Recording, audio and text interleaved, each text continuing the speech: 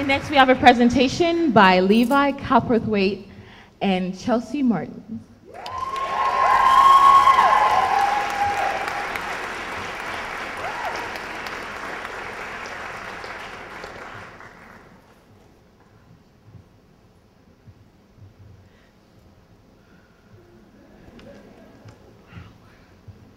Well, Martens, we finally made it.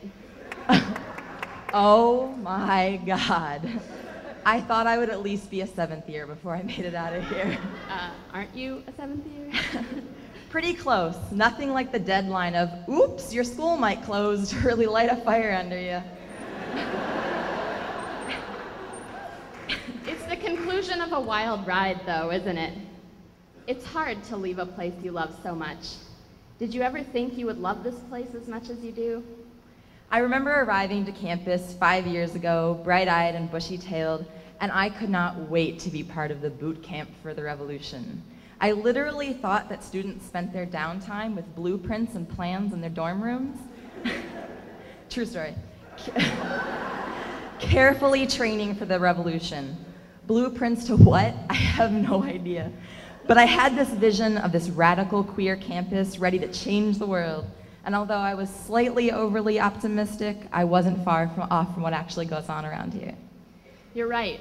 We might not be actively planning for the revolution, but we are doing revolutionary things. I came to Antioch because I wanted more out of my education. I wanted more than a degree, and that's what Antioch has always offered me, a revolutionary and re-envisioned community of learning and growth. Exactly. My educational goal was never just about getting a degree. Of course, it was a nice benefit of attending college, but I really bought into the idea of truly engaging in my educational process. Antioch has engaged me as a whole person, seizing every moment as an educational opportunity, and for that, I am eternally grateful. From studying the root of Western ideology of domination over the natural world with Colette, to theorizing the queer and deconstructing our concepts of dominant culture with Isabella, to learning to critically analyze power, oppression, and responsibility with fierce compassion by participating in shared governance, Antioch College has rocked my world. It is this complete engagement with me as a life learner and radical thinker that has challenged me with the responsibility of being a better person. It hasn't always been easy or painless, but I truly believe it helps produce fierce, compassionate, engaged, and committed revolutionary individuals. And what's growth without growing pains? That's exactly how I feel.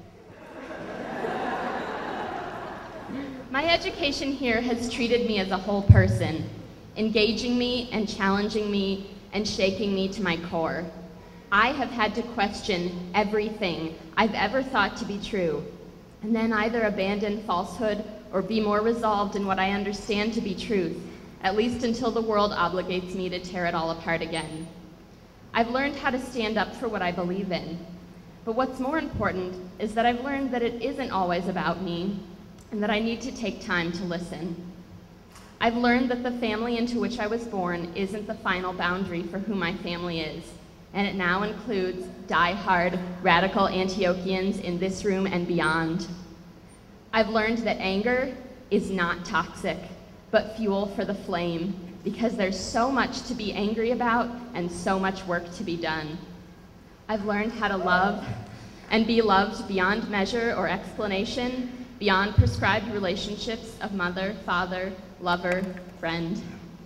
I've learned to be the best homosexual I could possibly be.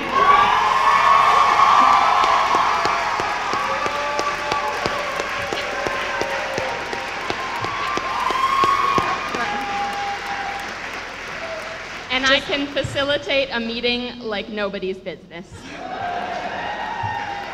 I just want to point out that Levi just quoted Brian Kinney from Queer as Folk. I don't know if anyone caught that. I really hear what you're saying, Levi, about learning to love at Antioch. This is really, really woo-woo, but bear with me. Are you ready for this, Nicole? When I was at the University Board of Trustees meeting in LA this past February, I was driving along the coast late at night. During this drive, I saw the moon, and it was big and heavy in the sky. The moon, yeah. The ocean reflected its light while the waves rolled on the beach. It was one of the most beautiful things I had ever seen. My heart felt full and inflated. The boundaries between myself and the world were blurred, and parts of me felt engaged and connected in a way that I hadn't named in a while. And I realized that this is what being in love feels like. It's also, coincidentally, what being a member of the Antioch College community feels like. Blurring the lines between myself and the world, realizing the connections between the two, and stepping up to the responsibility that this recognition makes possible. I leave this place with a deep appreciation for the experiences that have been made available to me here, and I am eternally grateful for the parts of me that Antioch has helped to develop. We are in a critical time in our history, and I feel honored to have been witness to this moment where we are actively seizing the opportunity to reclaim what the purpose of an Antioch education truly is. I am humbled by the work of the faculty, the staff, the alumni, the students, everyone fighting to reclaim the spirit of the boot camp for the revolution, and reaffirming the purpose of an Antioch education. I have never felt such gratitude, love, and respect for a place and its intention as I do for Antioch College. It's like Scott Warren says, school teaches you how to be a citizen in the world. A good school teaches you how to be a leader in the world. Antioch teaches you how to be a leader who changes the world. It's a tall order. Yeah, but we're ready. Thank you.